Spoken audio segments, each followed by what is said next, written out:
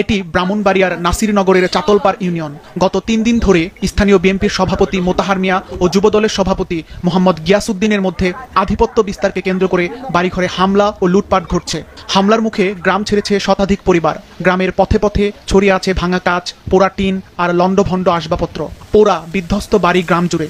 2 থেকে 3টি পোড়া বাড়ি থেকে ধোঁয়া উঠতেও দেখা যায়। আমার গায়ে যত অলংকার আছে সব খুলে নিছে। আমার আলমারি টালমারি ভাঙ্গা, কিছু টাকা পয়সা ছিল, লাখ 10 টাকা ছিল, 5-7 ভরি স্বর্ণ ছিল, সব কিছু নিছে। গরু দিতে আসি, প্রত্যেক স্বর্ণ আসি, আমার ভূতে গরু বেচা টাকা আনতে হয়েছে, 2 লাখ টাকা নিছে, আর গরু নিছে 10-12টা। চাউল টাউল যা কিছু আছে, টাকা পয়সা, বইলাগাটি সব কিছু নিয়ে গেছে। গ্রামের কাঁঠালকান্দি সরকারি প্রাথমিক বিদ্যালয়েও অস্থিরতা বিরাজ করছে। ভয়ে শিক্ষার্থীদের স্কুলে পাঠাচ্ছে না কেউ। কয়েকজন শিক্ষকও ছুটি নিয়ে আত্মগোপনে চলে গিয়েছে।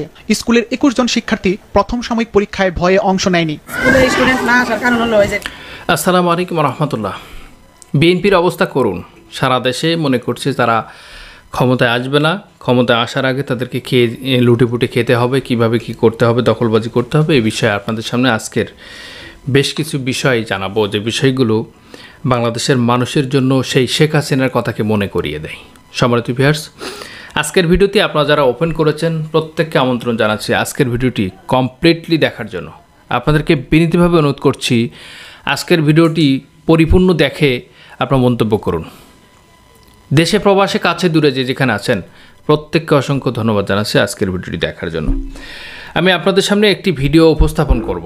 তার আগে আমি আপনাদেরকে বলে নেই যে শেখ হাসিনা যে কাজগুলো করেছ সেই কাজ থেকে এখন বর্তমান আমরা যেটা দেখতে পাচ্ছি সেই কাজ থেকে বিরত থাকার জন্য বা সেটাকে মন থেকে একবারে মুছে দেওয়ার জন্য বিএনপি লেগে গেছে। যে শেখ হাসিনার কথা কেন মানুষের জনগণের মনে থাকবে, শেখ হাসিনার কথা মনে থাকলে হবে, আমাদের কথা মনে থাকতে হবে। সেইভাবেই বিএনপির নেতাকর্মী বা জাতীয়তাবাদী নেতাকর্মী, ছাত্রদল, স্বেচ্ছাসেবক দল সহ তারা লেগে গেছেন। এখন কি করবে? বিএনপির কথা ভুলিয়ে নিজেদের কথাকে জনগণের অন্তরে হৃদয়ে ঢুকানোর জন্য চেষ্টা করছে। এবং তারই ধারাবাহিকতা আমরা দেখতে পাচ্ছি একটি ঘটনা ঘটেছে। এই ঘটনাটি এমন পরিস্থিতি ঘটেছে যে 100 মানুষের বাড়ি, 100 বাড়িঘর ছেড়ে মানুষ ফুটপাতে রাস্তায় চলে গেছে। 100 বাড়ি, মনে করেন একটা পাড়া বা একটা মহল্লা, পুরা গ্রাম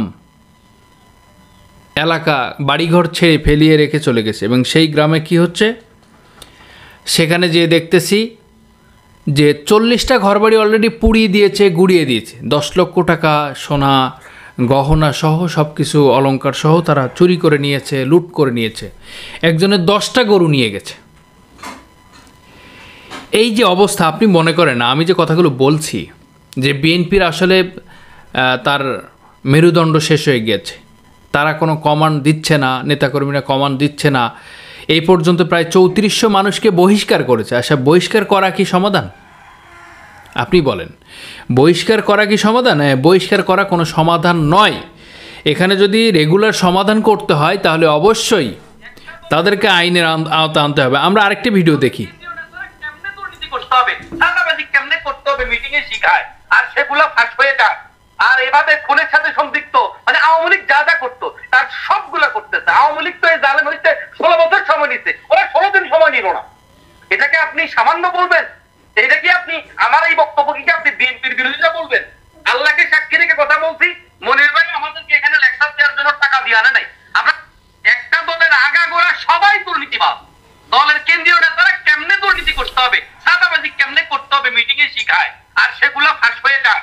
আর এভাবে খুনের সাথে সম্পৃক্ত মানে আওয়ামী লীগ যা যা করতো তার সবগুলা করতেছে। আওয়ামী লীগ তো এই জালেম হইতে 16 বছর সময় নিচ্ছে, ওরা 16 দিন সময় নিল না। এটাকে আপনি সামান্য। আচ্ছা, একটি বিষয় আপনাদেরকে দেখালাম এবং আপনাদের ভিডিও শুরুতে দেখেছেন কিভাবে তারা সরাসরি টিভি বা ইলেকট্রনিক্স মিডিয়াতে মানে সেটা পরিবেশন করেছে যে 100 মানুষ ঘর বাড়ি তাদের অস্তিত্ব মাতৃভূমি ছেড়ে দিয়েছে বিএনপির অতিষ্ঠের কারণে। গরু, বাছুর, ছাগল, সোনার গহনা অলংকার এবং হরি লুট করেছে টাকা সহ। একজন বাড়ি থেকে 10 লাখ টাকা লুট করেছেন এবং একজন মহিলার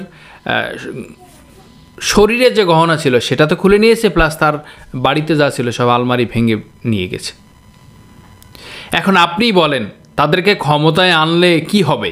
ক্ষমতায় আসার আগে যদি এই পরিস্থিতি ঘটে যায় তাহলে ক্ষমতা আনলে কি ঘটে যাবে? আমার মনে হচ্ছে, আমি যে কথাগুলো বললাম, যে আওয়ামী লীগকে মনে রেখেছে মানুষ, এই মনে রাখাকে বিএনপি পছন্দ করে না। বিএনপিকে মনে রাখতে হবে, বিএনপির কথা স্মরণ করতে হবে, আওয়ামী লীগের কথা ভুলে যেতে হবে, এটাই তারা চাচ্ছে। এবং আওয়ামী লীগ তো স্বৈরাচার ছিল, এরা ডবল স্বৈরাচার হয়ে গিয়েছে। স্বৈরাচার একটা লিমিটেশন থাকা উচিত। আর এর সঙ্গে ওতপ্রোতভাবে জড়িত এই ওয়াকারুজ্জামান, এই সেনাপ্রধান, এই পুলিশ প্রশাসন কেন জড়িত আমি আপনাদেরকে বলি।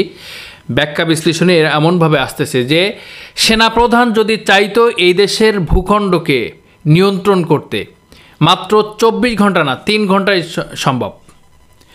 পুলিশ প্রশাসন, র্যাব বাহিনী, পুলিশ বাহিনী এবং সেনাবাহিনী সহ সারা বাংলাদেশকে নিয়ন্ত্রণ করতে তাদের 3 ঘন্টা সময় লাগবে।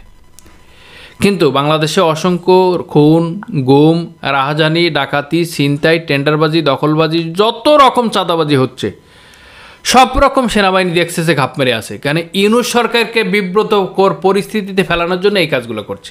ইউনূস এই অতিষ্ঠ হয়ে যেন ক্ষমতা ছেড়ে দেয়, এইটা হচ্ছে সেনাবাহিনীর প্রধানের আকুতি, চাহিদা।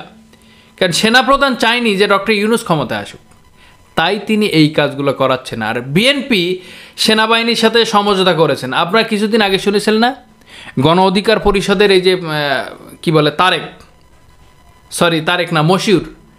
মশিউর কি বলেছিলেন, ফারুক কি বলেছিলেন? ফারুক বলেছিলেন এখন রাজনৈতিক মানে নির্বাচন কমিশনের অফিস বা ইসি এখন দেখতেছি পুরো পরিপূর্ণ একটা বিএনপির অফিস হয়ে গেছেন। আগে ছিলেন আওয়ামী লীগের অফিস নির্বাচন কমিশনে, এখন হয়েছে বিএনপির অফিস। তাহলে বাংলাদেশের সংস্কার ছাড়া আপনি নির্বাচন কিভাবে করবেন? মির্জা ফখরুল ইসলাম আলমগীর কিভাবে মানুষকে ধমক দিচ্ছে, সাংবাদিককে ধমক দিচ্ছে একটা প্রেস ব্রিফিং করার জন্য? মাথা ঠিক থাকছে না, ক্ষমতায় আসতে পারতেছি না, কি করা যাবে? ক্ষমতায় না আসতে পারলে তো আমাদের জ্বালাপালা বেড়ে যাচ্ছে, তাহলে এই বিষয়ে কি করতে পারি? সর্বশ্রেষ্ঠ উপায় হচ্ছে বাংলাদেশে ইসলামিক দলগুলোকে সমর্থন করা, ইসলামিক মূল্যবোধের মানুষকে সহযোগিতা করা, ইসলামিক মাইন্ডেডকে সহযোগিতা করা এবং ইসলামিক অনুশাসন কায়েম করে দেশকে শান্তির সুশীতল বয়ে দেওয়া। কারণ ইসলামিক শান্তি আসা মানে প্রত্যেকটি নাগরিক তার অধিকার ফিরে পাবে, চাইলেও পাবে, না চাইলেও পাবে। হিন্দু হোক, বৌদ্ধ হোক, খ্রিস্টান হোক, মুসলিম হোক বা অন্য কোনো ধর্মের হোক না কেন, সে যে কোনো ধর্মের হোক, তার রাষ্ট্রীয়ভাবে তার অধিকারকে তাকে ফিরিয়ে দেওয়া হবে। সে চাইলেও দিবে, না চাইলেও পাবে। এই যে জাকাত কুড়াইতে গিয়ে মানুষ মারা যায়, জাকাত এইভাবে দেওয়া হবে কেন? জাকাতের সিস্টেম এটা না, জাকাতের রেওয়াত এটা না, আমরা সেটা করি কেন? এটা আসলে লোক দেখানো জাকাত, এই জাকাতের কোনোই নেই। তবে ইসলামিক সুশাসন যখন কায়েম হবে, জাকাত ভিত্তিক সমাজ যখন গড়ে উঠবে, ইসলামিক অনুশাসন যখন কায়েম হয়ে যাবে, তখন মানুষের মধ্যে শান্তি বিরাজ করবে সব সময়, 24 ঘন্টা।